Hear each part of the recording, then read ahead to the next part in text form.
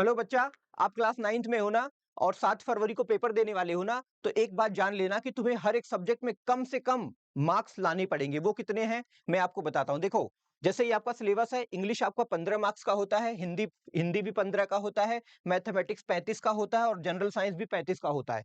तो अगर इंग्लिश की बात करूँ, तो इंग्लिश में 15 में से कम तुमको 6 नंबर लाने पड़ेंगे। हिंदी की बात करूँ, तो हिंदी में भी 15 में से तुमको कम से कम 6 नंबर लाने पड़ेंगे। मैथमेटिक्स तुम्हारा 35 नंबर का है, तो इसमें कम से कम तुमको 14 नंबर लाने पड़ेंगे और जनरल साइंस में भी कम से कम तुमको 14 नंबर लाने पड़ेंगे। अगर तुम ये नंबर लाओगे, तभी तुम्हें तुम्हारे बारे में सोचा जाएगा कि इसको सेलेक्ट किया जाए या ना किया जाए। उसके बाद कट ऑफ की बारी आती है। कैसे? देखो, मैं तुम्हें बताता हूं अब की बार का कट ऑफ क्या जाने वाला है। बड़े ध्यान से देखना। जब मैं 2023 में था, ठीक है, तो मैंने क्या देखा कि जनरल जो कैटेगरी के लोग थे, उनका 82 से 88 के बीच गया था रूरल एरिया में। अर्बन वालों का 85 टू 90 गया था। ईडब्ल्यूएस जो इकोनॉमी का वीकर सेक्शन था, उसमें रूरल एरिया में 80 टू 85 गया था और अर्बन में 82 से 86 गया था। ये कट ऑफ है, मतलब इतने मार्क्स तुमको लाने ही लाने पड़ेंगे। ठीक है, तब जाके ये 2023 का सिलेक्शन था ये। ठीक है, ओबीसी में अगर आप देखो तो 78 से 83 के बीच लाना पड़ा रूरल एरिया वालों को और 80 से 84 के बीच लाना पड़ा अर्बन एरिया को। अच्छा, अगर एससी एसटी की बात करो तो ये वाला डेटा है। देख लिए, ये 23 की बात बता रहा हूं। अभी देखो, हम 24 में जाते हैं। 24 में ओबीसी को कम से कम 72 से 76 के बीच लाना पड़ा था। जनरल वालों को 69 टू 70 के बीच लाना पड़ा था और एससी वालों को 60 से 68 के बीच लाना पड़ा। एक बात और तुमको बता दूं कि हर डिस्ट्रिक्ट में जो कट ऑफ होती है बेटा ना, वो अलग-अलग जाती है। मैं ये एवरेज बता रहा हूं तुम सबको, ठीक है? एवरेज है ये। मतलब इतना तो आप मान के ही चलो कि अगर इससे कम आ रहा है तो प्रॉब्लम है भाई, नहीं होगा सिलेक्शन। बहुत मुश्किल है यार। एससी में 60 से 68 के बीच लाना पड़ेगा, एसटी से 52 से 59 के बीच लाना पड़ेगा। ये 2024 का डेटा बोलता है, एवरेज डेटा है बेटा।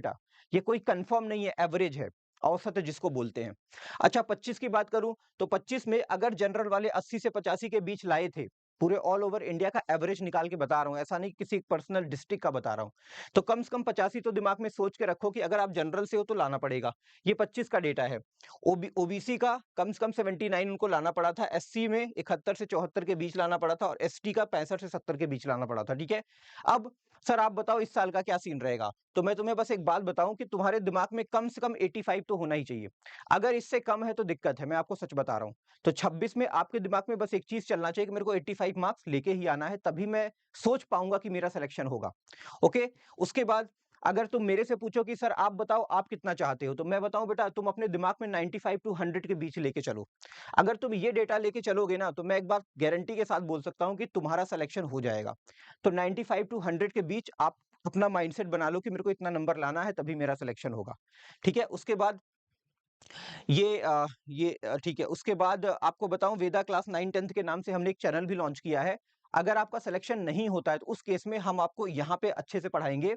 जो एजुकेशन आपको जेएनवी देगा वो एजुकेशन हम यहाँ पे देंगे। बट याद रखना सर, ये नहीं सोचना है कि सर हमारा सिलेक्शन नहीं होगा, सिलेक्शन लेके रहना है किसी भी कीमत पे। तो वहां भी पढ़ो, यहाँ भी पढ़ो। वो आपका जेएनवी है और ये आपका मिनी जेएनवी है। ठीक है, तो एडमिशन तो देखो, अगर जेएनवी में मिलेगा तो बहुत बढ़िया और मिलेगा ही तुम्हें, मेरे को पता है। अगर बाई चांस नहीं मिलता है तो तुम्हारे लिए मिनी जेएनवी का ऑप्शन खुला हुआ है, जहां पे मैं सारा सिलेबस 9th और 10th का कवर करूंगा फ्री में। कोई पैसा नहीं है, वहां भी पैसा नहीं देना पड़ता, यहाँ भी पैसा तुमको नहीं देना पड़ेगा। टेंशन मत लो। ठीक है, तो आई होप सबको समझ में आया होगा। मिलते हैं अगले वीडियो में, तब तक के लिए मस्त रहो, जबरदस्त रहो और खूब मेहनत करो। ओके, बाय बेटा।